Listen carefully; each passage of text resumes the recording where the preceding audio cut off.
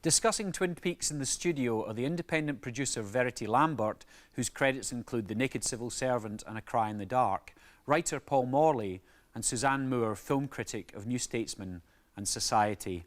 Verity, can I begin with you? Is it really as groundbreaking as the critics are claiming?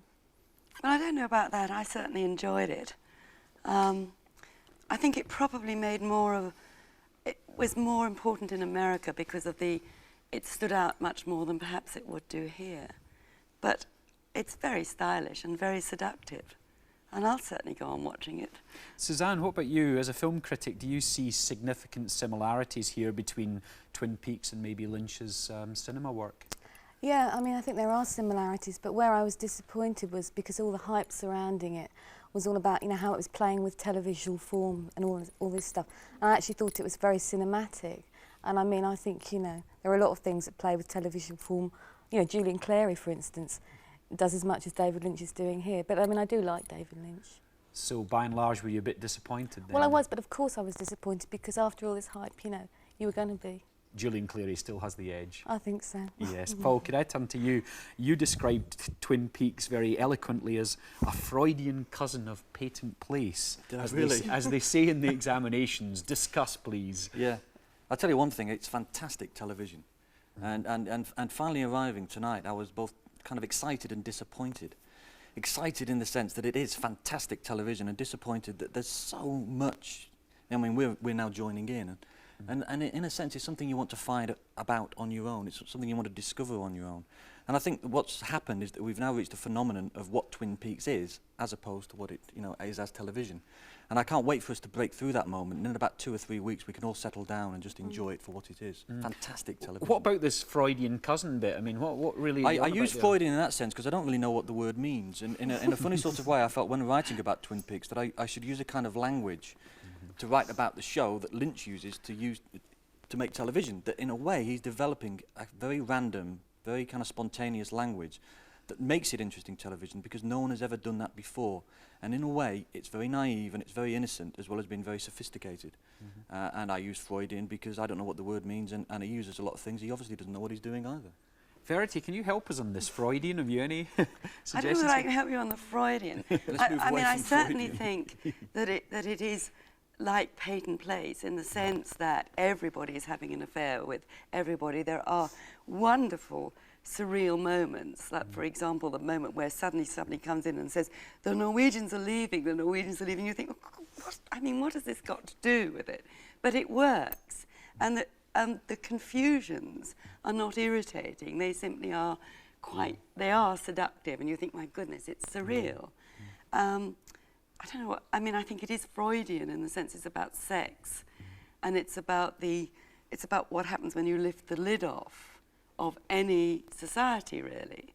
But it's no different. I mean, Patent Place was just like that. I was completely riveted by Patent Place when it was on, and I'll be completely riveted by this. For probably some of the same reasons. It's kind of interesting, though, that the way we're all responding to Twin Peaks, we're all using cliches. It's amazing how Patent Place has become a cliche that we must use. I have no idea why. Yes, it's nor indeed Freudian, nor indeed, you know, it being a surreal Dallas. And yet, one of the great things that's happened is that these cliches have accumulated to contribute to the hype of Twin Peaks, and we all use them. Yeah. And what do we really mean? I mean, I've never seen Patent Place, and I described it as being Patent Place. I have no idea what Patent Place is. One of my favourite... It deals with cliches. In fact, it is actually dealing with cliches itself, and therefore that's why you relate it to other cliches. Sorry, Suzanne. I don't buy this idea that he doesn't know what he's doing, that he's just a medium through which this stuff is conducted. I think this is a cop-out. I think he's very good at this, you know. And I mean, you know, I hate to bring up the P word, but I mean, we talk about sort of postmodern television. I think what's interesting here is that, you know, we all expect postmodern television to be fast, zappy, everything happening, and this is quite the opposite. He's just slowing everything right down. I mean, literally in the dream sequences where people's voices are slowed down. I think that's interesting. I think the soundtrack is interesting because I think that's something that is about television rather than film. You know, the sound. I think he does that. He's very clever. It is interesting that he tends to dwell, and yet so much seems to happen.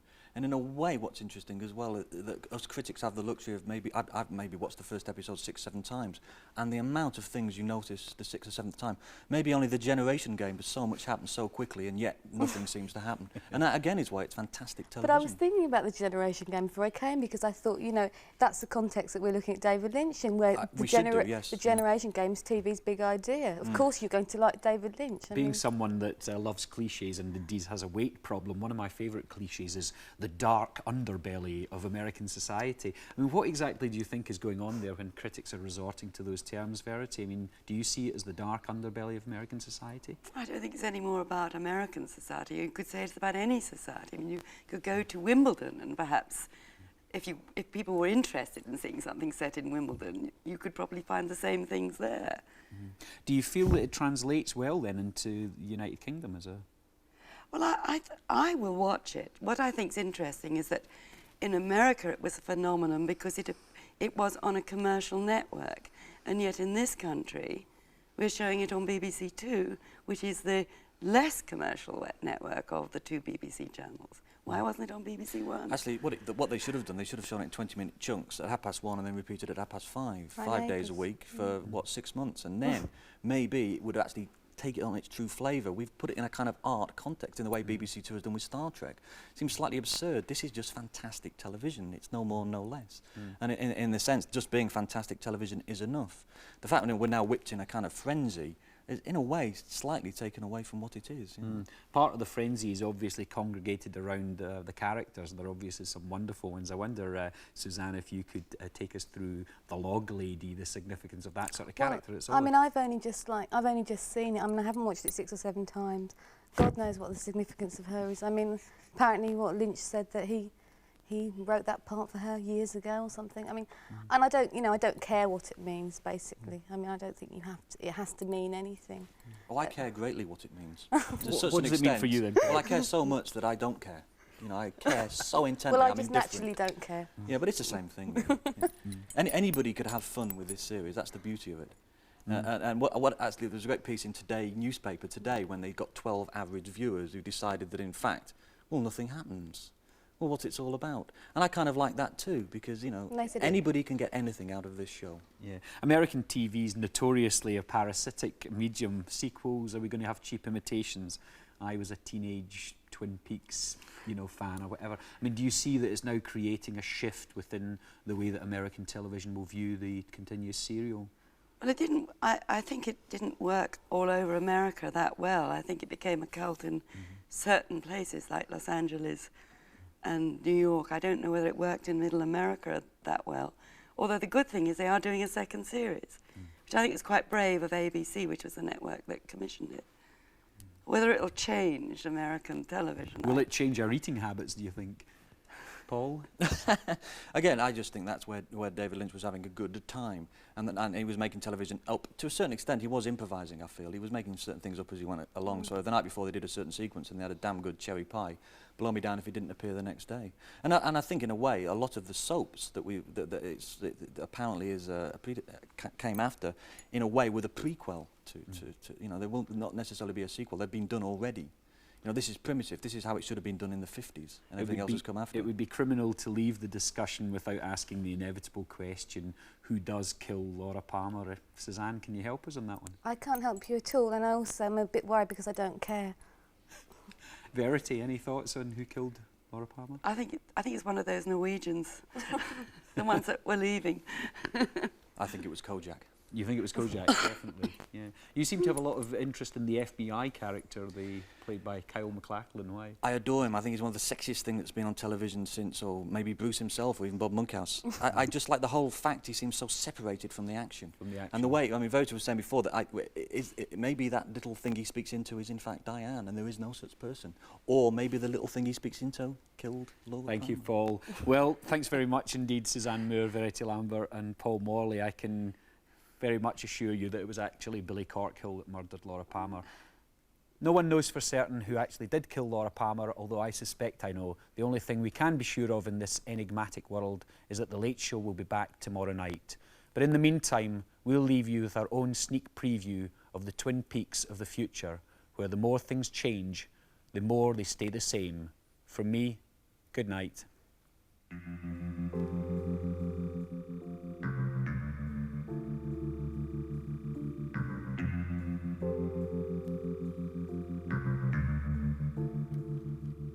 Diane, I'm sitting in my office in the town of Twin Peaks, population still 50,021. It is 8:34 p.m., the 17th of July, 1993, and there were major developments today, and I stress the word major, in the case of who killed Laura Palmer. At 9:06 this morning, my likable hick colleague, Sheriff Harry S. Truman, his likably dizzy receptionist Lucy, and I, Federal Bureau of Investigation Special Agent Dale Cooper, convened in the Double R restaurant, where we treated ourselves to 3 cups of coffee, cherry pie. If ever you're up this way, Diane, that cherry pie is certainly worth a stop. Think about that for a moment, Diane. I've only been in Twin Peaks 3 years, but in that time I have witnessed enough decency, honor, integrity, fortitude, generosity, likably quirky behavior, and arcane references to Otto Preminger's Laura to prevent me ever returning to Washington. I'd miss those snowshoe rabbits and those ducks, Diane, and the lush ambient music that fills my squeaky clean ears as I go about my business. Sometimes I even think I'd miss all those angst-ridden high school kids like Bobby, Donna, and James. Anyway, I digress. At 1:22, after settling our bill with the world-weary blonde Norma Jennings, a former TV icon from the early 70s, and that was $47.88, we repaired immediately to the town hall, where I complimented the large-breasted Audrey Horne on her incredible Douglas fir perfume. I love the smell of those pines. And in my new capacity as mayor of Twin Peaks, addressed the good fine people of this northwestern nirvana and the Norwegian delegation about the reopening of the Packard Horn Martel Mill, which is now exclusively manufacturing the silent drape runners patented by Nadine Hurley, the eye-patched wife of the likably doltish Big Ed. I was more than momentarily distracted, Diane, by the realization that the deer antlers mounted on the wall 92 inches above the log lady's head formed a letter W. Yes, Diane, just like the letter W found under Laura Palmer's toenail, and whose materialization fits in exactly with my Tibetan deductive technique. Exactly, Diane. Exactly. At 3:47, I shared this providential information with Sheriff Truman at the Double R, where Leo Johnson's wife, still nursing 2 black eyes and a broken arm, served us with no considerable difficulty apple pie and coffee. Damn fine coffee, and hot. Tonight, Diane, before returning here to dream about Laura Palmer's twin sister dancing with a midget, Sheriff Truman and I intend to go back to the One-Eyed Jack's brothel, where I anticipate that something very, very interesting will take place between Audrey Horne's tongue and a cherry. This could be the break we're looking for.